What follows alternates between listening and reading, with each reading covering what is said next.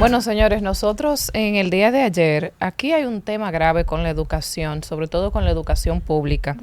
Y al paso que vamos, nosotros no vamos a tener, por lo visto, un gran futuro de la mayoría de los jóvenes que salgan de la educación pública para que puedan adaptarse o para que puedan competir con las demandas tan grandes que trae el mercado a lo largo de los años y con las nuevas con las nuevas actualizaciones, en especial porque nuestra educación tampoco se ha adaptado a trabajar con las áreas más importantes de desarrollo, las ciencias, por ejemplo, las artes, etcétera.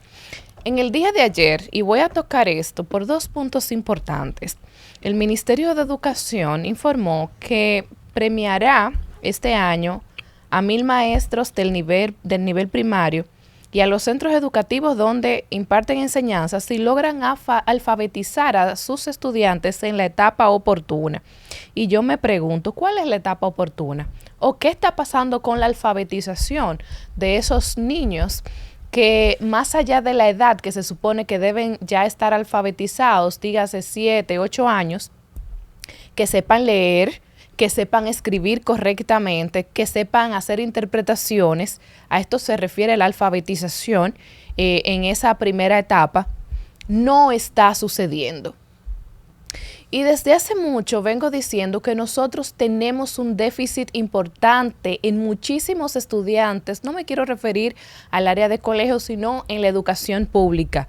Y eso no porque lo he escuchado, porque yo lo viví, he estado en centros de salud justamente donde hay una gran demanda de pacientes que vienen justamente del sector público y se está haciendo mucha conciencia entre los maestros que envían a estos niños a trabajarse los déficits de atención, dificultades en el aprendizaje, etcétera. Pero, ¿qué sucede? Algo que a mí me llama mucho la atención, y es que en el sistema educativo público no se realizan las respectivas evaluaciones que se supone deberían realizarse.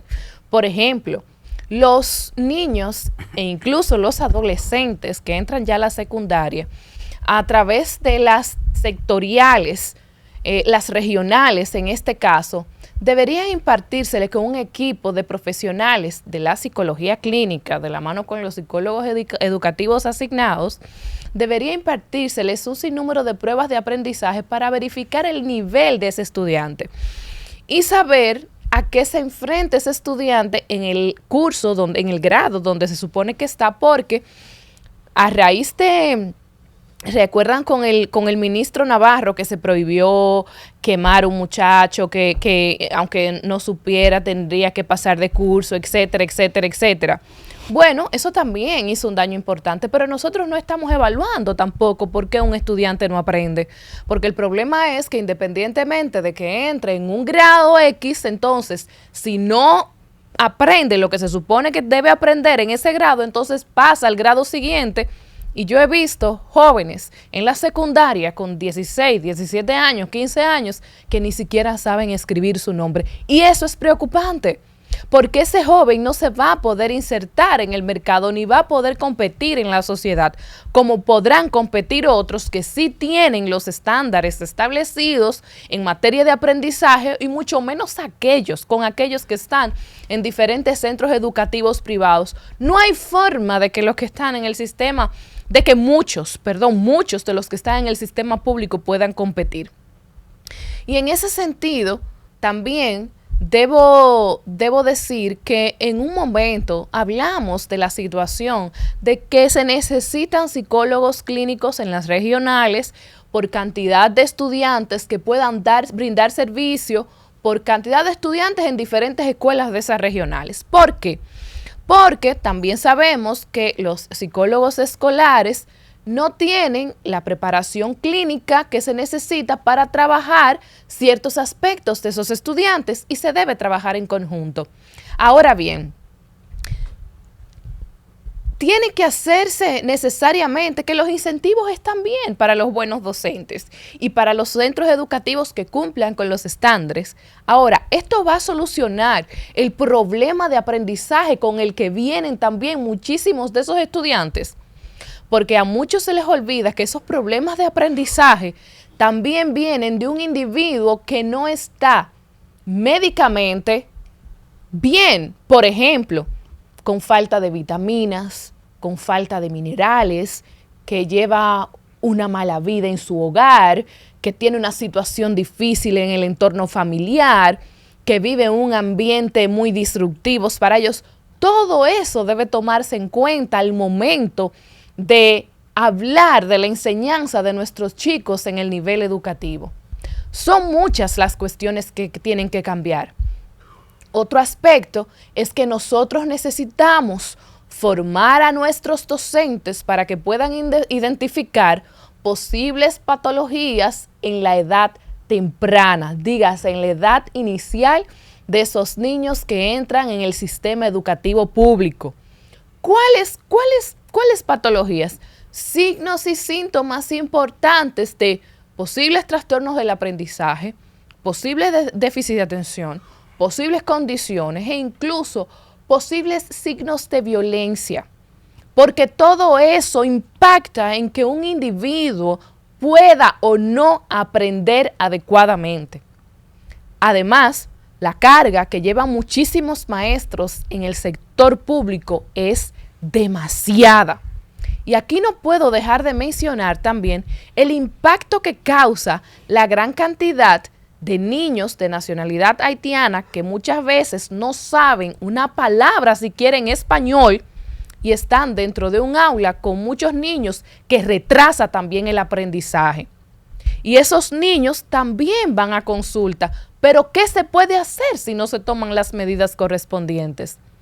Muchos maestros están hoy con el grito al cielo porque no pueden, no dan abasto con la situación que se están viviendo en las escuelas. Pero el centro educativo necesariamente es quien va a tomar las medidas.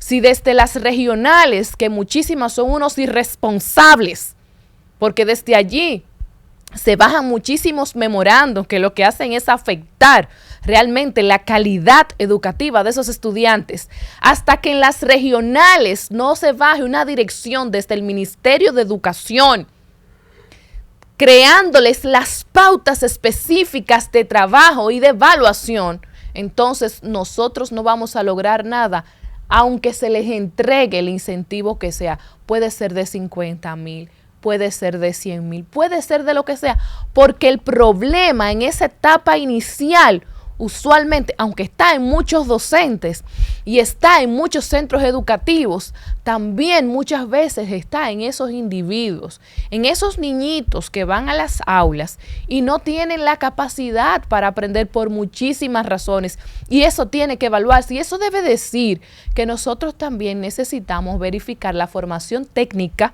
y la remisión de muchos de esos niños y adolescentes que no están aptos para el sistema educativo, para hacer todos esos años escolares, porque también esa es una realidad que nosotros tenemos.